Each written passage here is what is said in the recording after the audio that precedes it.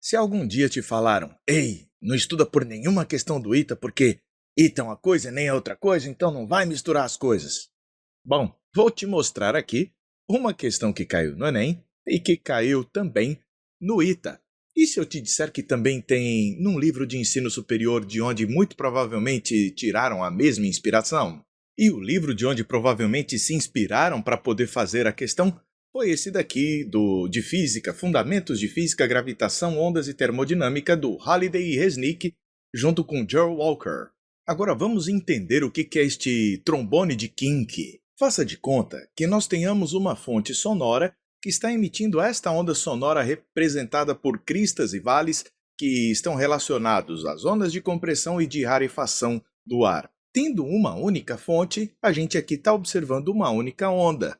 Vamos colocar uma outra fonte sonora e ver esta segunda fonte emitindo exatamente a mesma onda da primeira. Se as duas forem colocadas aqui lado a lado, para uma pessoa que se posicione bem aqui, será recebida uma crista de uma e uma crista da outra. Crista com crista vão interferir entre si de maneira construtiva. Verifique que a distância percorrida pela onda da primeira fonte até o sujeito e da segunda fonte até o sujeito são as mesmas. Logo, a diferença entre os caminhos é zero e a interferência é construtiva. Mas se eu afastar a segunda fonte uma distância lambda sobre 2, que é a distância de uma crista até um vale, eu vou verificar que vai chegar para o nosso observador uma crista de um, mas um vale do outro. Estes dois sons vão se destruir. E o tubo de Kink vai funcionar nesta ideia. No tubo de Kink, a gente tem uma única fonte sonora. Desta fonte sonora vai vir a onda que vai entrar por esta extremidade e vai vir por este lado, passando por esta região do tubo e chegando ao detector. Da mesma forma, haverá a onda que vem se propagando pelo outro lado, mas também chega ao detector. Se os dois caminhos são idênticos, a gente vê que chega crista com crista ou vale com vale, neste ponto onde se encontra o detector. Quando a gente tem os caminhos idênticos, a interferência é construtiva. Mas, se nós deixarmos o caminho percorrido por uma das ondas maior no valor lambda sobre 2, aí bem aqui você vai ter uma interferência destrutiva. No problema do Enem, temos no enunciado que o trombone de Kink é um dispositivo experimental utilizado para demonstrar o fenômeno da interferência de ondas sonoras. Uma fonte emite ondas de determinada frequência na entrada do dispositivo. Essas ondas se dividem por dois caminhos, o ADC e o AEC, e se encontram no ponto C, a saída do dispositivo, onde se posiciona um detector. O trajeto ADC pode ser aumentado pelo deslocamento desta parte do dispositivo. Com o trajeto ADC igual ao AEC, quando os dois são equivalentes, o som é bem intenso na saída, caracterizando a interferência construtiva. Entretanto, aumentando-se gradativamente o trajeto ADC, até que fique como mostrado na figura, a intensidade do som na saída fica praticamente nula. A interferência, portanto, será destrutiva. Dessa forma, conhecida a velocidade do som no interior do tubo, 320 metros por segundo, é possível determinar o valor da frequência do som produzido pela fonte. Veja só. Enquanto que aqui, por este lado, nós vamos ver o som ir 30 e voltar 30, ele vai percorrer uma certa distância d, então igual a 60 centímetros. Pelo outro lado, ele vai 40 e depois volta 40, percorrendo uma outra distância, vou chamar de d', igual a 80 centímetros. Esta diferença, para que a gente tenha uma intensidade praticamente nula, deve corresponder à metade do comprimento de onda. Então, d' menos d deve ser igual a lambda sobre 2. O valor de D' é 80 centímetros, o valor de D, 60 centímetros. Agora, isso aqui, esta diferença vai equivaler a lambda sobre 2. Então, 80 menos 60 são 20 centímetros, que equivale a lambda sobre 2. O nosso lambda será, então, 40 centímetros no Sistema Internacional 0,4 metros. Como ele quer saber a frequência, a gente precisa lembrar da relação entre velocidade, comprimento de onda e frequência.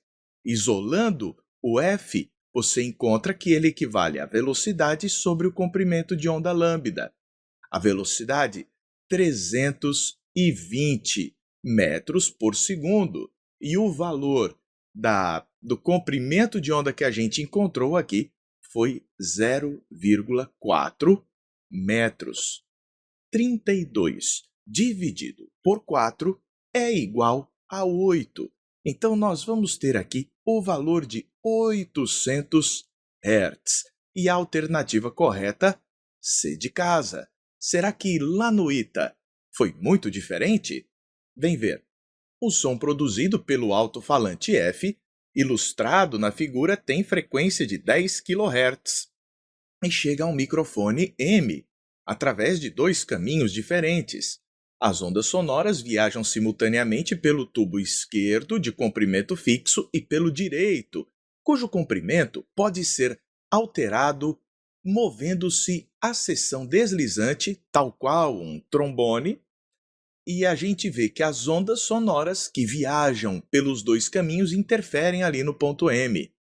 Quando a seção deslizante do caminho FYM é puxada para fora, então ela vai ser puxada para fora. Antes estavam equivalentes, mas ela vai ser puxada para fora 0,025 metros.